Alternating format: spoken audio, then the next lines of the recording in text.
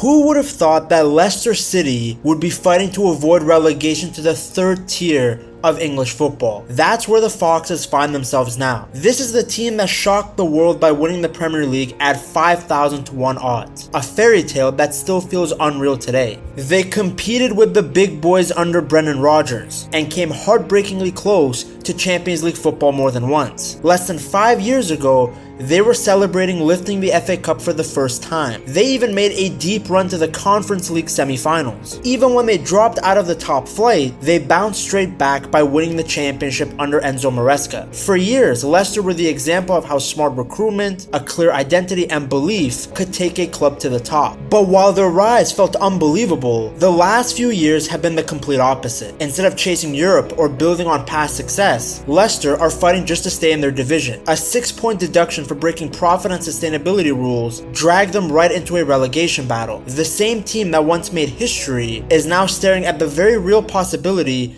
of another painful fall. They went from dreaming about Europe to potentially dropping into League One for just the second time in their 142-year history. So where did it all go wrong? When Leicester got relegated from the Premier League again last summer, a lot of people thought they would just bounce straight back up, like they had done a couple of years earlier. Now the confidence wasn't as high as it was when Enzo Maresca arrived in 2023 with a huge budget and a clear mission to bring the club back to the top flight. But even so, there was hope. With Martí Cifuentes taking over, many people believed that he had enough quality in the squad to at least push for a top 6 finish and a shot at promotion through the playoffs. On paper, the team still had experienced players who had played at the international level. But behind the scenes, things weren't as simple as they looked. The club had been losing serious money for years, like my cousin's Fortnite channel. I don't know why that guy keeps uploading. Leicester were already walking a tightrope with financial rules. According to The Athletic, people close to the situation knew the rebuild was bigger than most fans realized, and there was always the fear that punishment was coming after charges linked to breaking PSR rules during the 2023-2024 promotion season. Leicester have recently been deducted 6 points in the Championship for breaching the relevant PSR threshold in the 2023-2024 season. I think I had to explain PSR.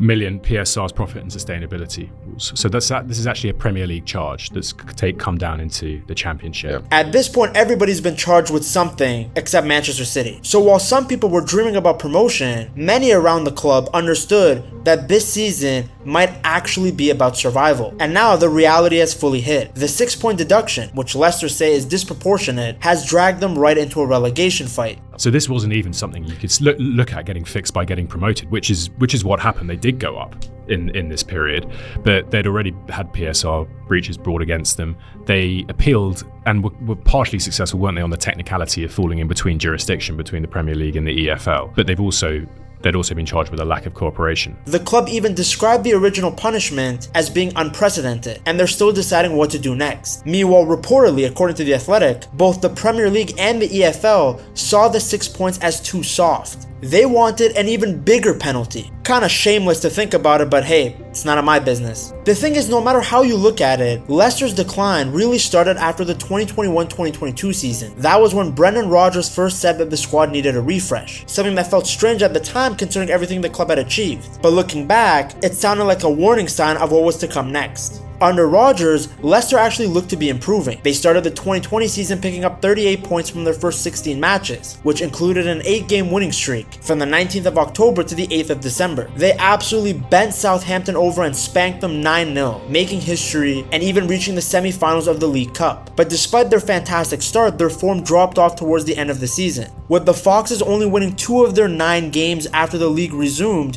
due to the coronavirus. 3 defeats in their next 4 matches caused them to slide into 5th. So unfortunately, they couldn't get Champions League football. Now keep in mind, this was still Leicester's second highest finish in Premier League history. But given the fact that they had been in a position for Champions League football pretty much all year, ending the season with Europa League seemed disappointing. Now Rodgers at the time looked to be the right man for the job, as Leicester won the FA Cup in May of 2021, their second major trophy in the space of 5 years. Yuri Tielemans scored the only goal as Leicester defeated Chelsea at Wembley. Leicester continued their good form by winning the Community Shield in August of 2021, showing that their good form from the season before was no fluke. Then, while their group performances in the Europa League were disappointing, their transfer to the newly established Conference League proved to be a blessing in disguise. Leicester ended up getting all the way to the semi-finals of the competition, losing to AS Roma. Now, it wasn't the Champions League, but it was still the club's first ever European semi-finals. Everything was looking good, but the club's finances were heavily impacted by the pandemic. Leicester were hit harder than most other clubs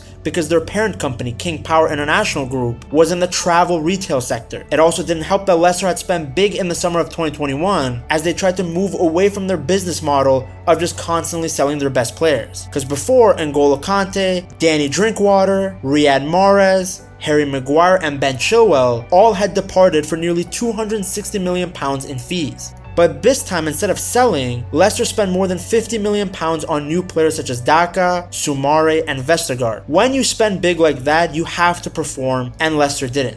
When they were in the Premier League for those 2 seasons, they spent over £100 million on players, but the damage was done on the wage bill, which was £206 million a year at that time. And most notably, and under relatively good authority, there were no relegation clauses in those contracts. Normally, you'd expect a relegation clause of 30 to 50% when a team gets relegated. So they took enormous costs down into the Championship. They ran the business at the time like a top 8 club, which is absolutely fine until you get relegated. They would have gotten a huge boost financially if they had qualified for the Champions League, but they didn't. At the same time, the club was also trying to invest in infrastructure to better compete with the Premier League's Big Six in the long term. Then you have the fact that Leicester failed to sell some of their bigger earners. Players like Tielemans, Evans, and Soyuncu all left as free agents. Where's it gone wrong? Well, they had a decent start, but they didn't replace the goalkeeper, Schmeichel. I think that was the first problem. And having so many players out of contract. I mean, we've heard it said so many times over the years, the team is too good to go down. When you look at some of the ability in that Leicester team, I think it's a genuine case this year to say exactly that. They picked up before the World Cup, but when you've got that many players out of contract, I don't think that's healthy for your football club. I'm not saying that a lot of them don't care, but I just don't think it's a healthy situation when we've got one of your best players also who's got a year left in Madison. Yeah. Rodgers ended up leaving the club on the 2nd of April 2023 via mutual consent, with the team in the relegation zone with only 10 matches left. Breaking news from the Premier League, specifically with Leicester City, because Brendan Rodgers is no longer their manager. Leicester already knew they were pushing their luck financially. Their spending was way higher than what they were bringing in, as the club posted losses of more than £90 million.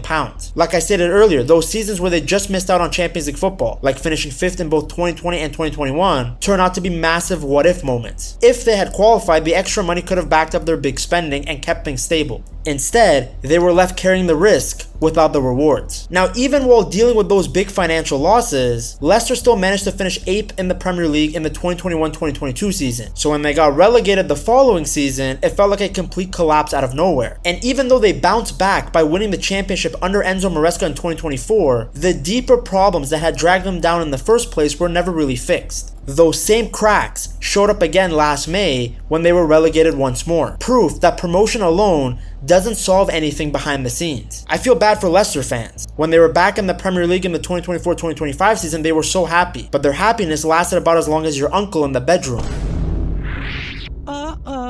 Because just after winning promotion, Maresca left for Chelsea. It was a massive opportunity for him, but a huge blow for Leicester. Suddenly, the club had no manager and no clear direction right before their biggest challenge, which was trying to survive in the Premier League. Then Dewsbury Hall also followed Maresca to London, so there went 2 key pieces of the title-winning team from the season before. In an effort to try and survive, the board brought in a familiar name, Steve Cooper. He had done great work at Nottingham Forest and had a strong reputation for developing young players. On paper, the fit made sense, but from the start, things didn't feel right. Cooper's defensive reactive style clashed with a squad that had been built to dominate possession. I mean, going from Maresca to Cooper is a huge shift in ideology. Players who were used to controlling games were suddenly sitting deep and being asked to absorb pressure and park the bus. Cooper never really found a settled starting 11. Their midfield looked lost, and the attack had no rhythm. So the defeats started racking up. 6 losses in the first 10 games. By November, Leicester were sitting 18th, and the King Power Stadium felt quiet. The breaking point came after a heavy 4-0 loss to West Ham. The performance was flat, it was lifeless, and Cooper was sacked with the club already in trouble. Looking for a spark,